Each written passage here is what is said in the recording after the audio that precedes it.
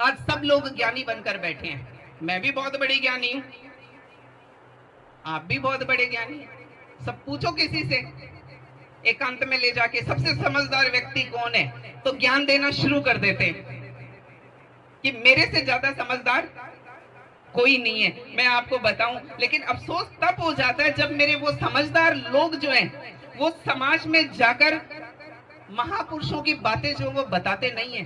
खुद तो समझदारी करके जो है वो पढ़ लेते हैं, बुक्स पढ़ लेते हैं, ज्ञान को इकट्ठा कर ले। करोगे क्या है इस ज्ञान का इकट्ठा करके? एक भाई मिले, बोले कि मैंने 4000 किताबें पढ़ ली। मैंने कहा आपने जीवन कितने लोगों का बदल दिया? क्या आप 4 लोगों के नाम बता सकते हैं कि 4000 मैंने किताबें पढ़कर मैंने 4 लोगों को जो है मिशन के अंदर लगा दिया? क्या आप 4 परिवारों का नाम गिना सकते हैं? नहीं, ऐसा नहीं है। तो उन किताबों को पढ़ने से मेरे ख्याल से कुछ फायदा खास होने वाला है नहीं। आइएगा, आज हम मिलकर एक मुहिम को छेड़ते हैं। जो आज मेरे साथ इस मुहिम में जुड़ना चाहें वो एक बार अपना हाथ उठाएं। आज हम चलते हैं घर घर, आज हम चलते हैं चौखट चौखट, और एकजुट होकर अपने एससी, एसटी, ओबीसी, माइनॉरिटीज जो हमारे भाई हैं उनसे कुछ बातें करते हैं। आज हम अफसोस इस बात का होता है कि जिस समाज के महापुरुष हैं उसी समाज के लोग जो हैं उनको नहीं जानते। मेरे साथ की जितने भी टीचर्स हैं उनको ये नहीं पता कि सावित्रीबाई फूले कौन है। और अफसोस बहुत, मतलब अंदर से एक तकलीफ जब होती है जब माली समाज की महिलाएं ये नहीं जानती।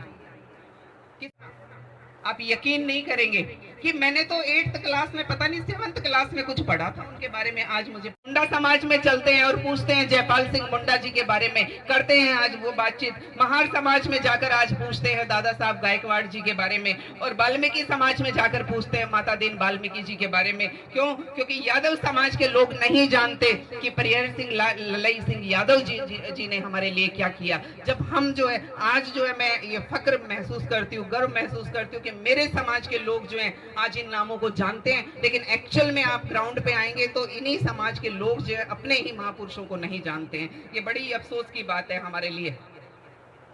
और कुछ लोग जो है मेरी बात को सुन के शायद बोर हो रहे हैं, और कुछ अंदर ही अंदर मुस्कुरा रहे होंगे कि ये सब तो हमें पता ही है, इसमें नई बात क्या है। सबको ये अरे इसमें नई बात कौन सी है? ये भाषणबाजी, जहां जाओ वहां भाषणबाजी। भाषणबाजी को समझिए तो सही। जो लोग मेरी बात सुनकर आज मुस्कुरा रहे हैं, जो लोग मेरी बात ये सुनकर आज ये सोच रहे हैं कि मैं तो जानता हूं इन सब के बारे में, मुझे लगता है, पर्सनली मुझे लगता है कि वो ज्यादा कसूरवार व्यक्ति है। क्यों कसूरवार है? कि जब आप सब जानते हो और मानते हो तो फिर समाज में जाकर काम क्यों नहीं करते हो? समाज को जाकर आप जागरूक क्यों नहीं करते हो? बात यहाँ आकर ही नहीं रुकती। आज पूछने का वो वक्त आ गया, क्या हम स्वयं के साथ कोई गद्दारी तो नहीं कर रहे?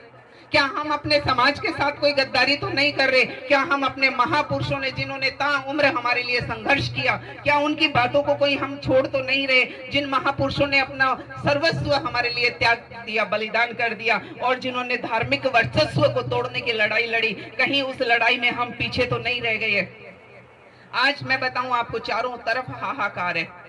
यहाँ समझने की आवश्यकता है कि हमारे समाज में आप देखते हैं डेली न्यूज़पेपर में बच्चियों के साथ बलात्कार हो रहा है, मटकी छूने पे मारा जा रहा है, घोड़ी चढ़ने पे मारा जा रहा है, मूछें रखने पे मारा जा रहा है। आप समझिए कि बहुत सारे संगठन जो खड़े हो गए हैं आज और इस लड़ाई को लड़ रहे हैं।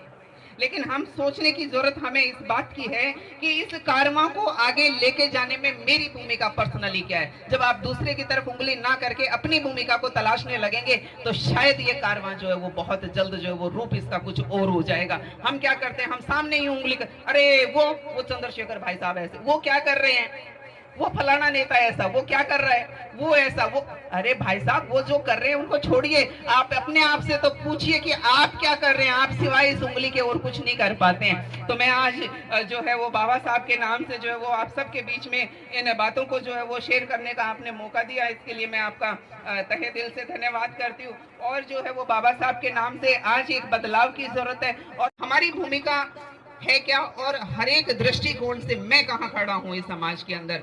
आज हमें किसी से जलन रखने की आवश्यकता नहीं है। हमारे समाज में सबसे बुरी बीमारी एक दूसरे की टांग खींचना और जलन रखना। आपको मैं बताऊं, इससे कोई बदलाव नहीं आने वाला है।